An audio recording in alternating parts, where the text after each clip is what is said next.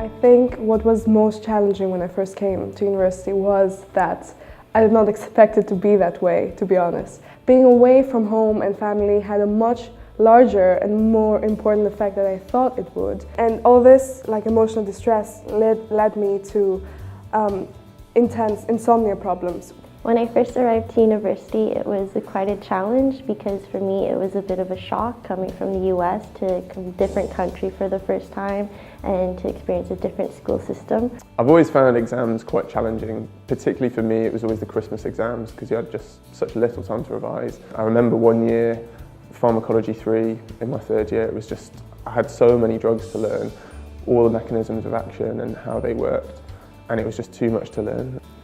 I think that university is a massive culture shock, no matter where you come from. You're suddenly in this big system where you're an anonymous person and there aren't obvious support mechanisms in place. One of the challenges that I face is the relationship between staff and students and the desire to collaborate and co-design projects together. I find oftentimes students are maybe brought in at a later stage.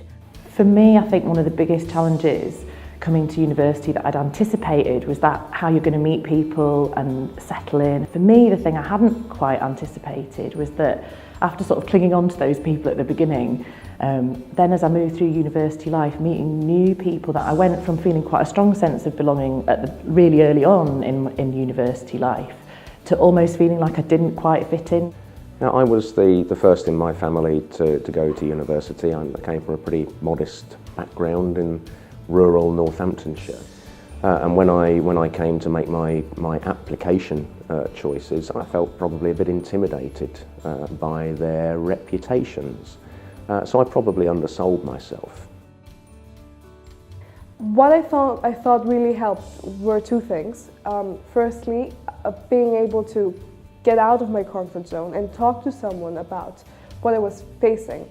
And the second thing was deciding to be involved in peer support and becoming a pulse leader. And this gave me a sort of identity and a sort of role. The staff here at the university, so like my personal tutor was really helpful in kind of laying out what the structure of the school system is like and then what my degree is like. There were international students who did more research than I did and also who were going through the same struggles as I was, and that was great to have a group that I could relate to.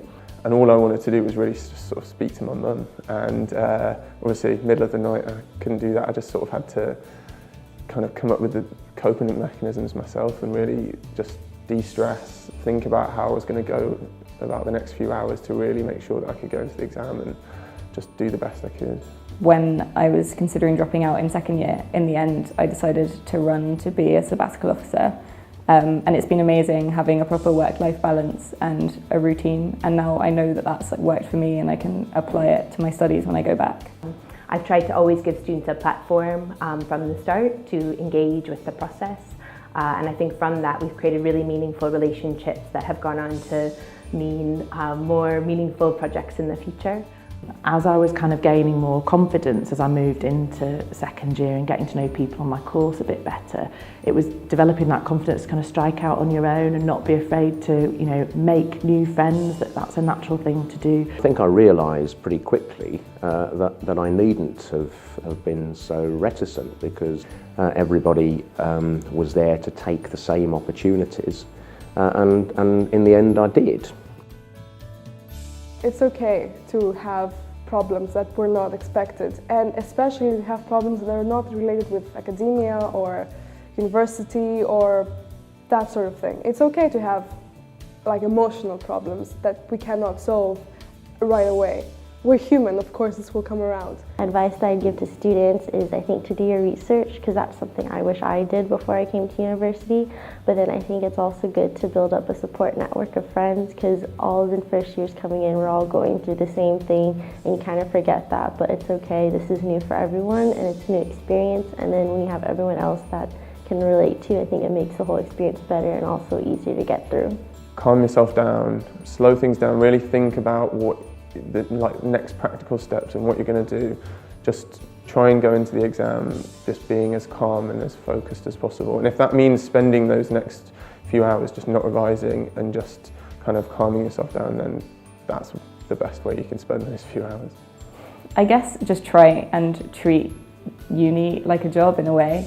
and just work out a routine that works for you and trying to stick to it as much as possible. It really helps if you're feeling overwhelmed.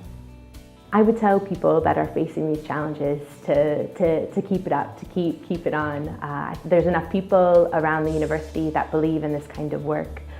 There's enough communities of practice that really believe that collaboration between staff and students is the key to real innovation. So I would encourage people to ask and reach out. Change is really natural and it happens all the time. And I know from my life now that life changes, you're changing and developing all the time, and you need to kind of be flexible and open to that and not fear it. Just go for it. If you're good enough, you will succeed, and you'll find yourself in a situation where you will discover that people who have had more advantage than you in one way or another are pretty much exactly the same as you. You can do as well as them, you can do better than them.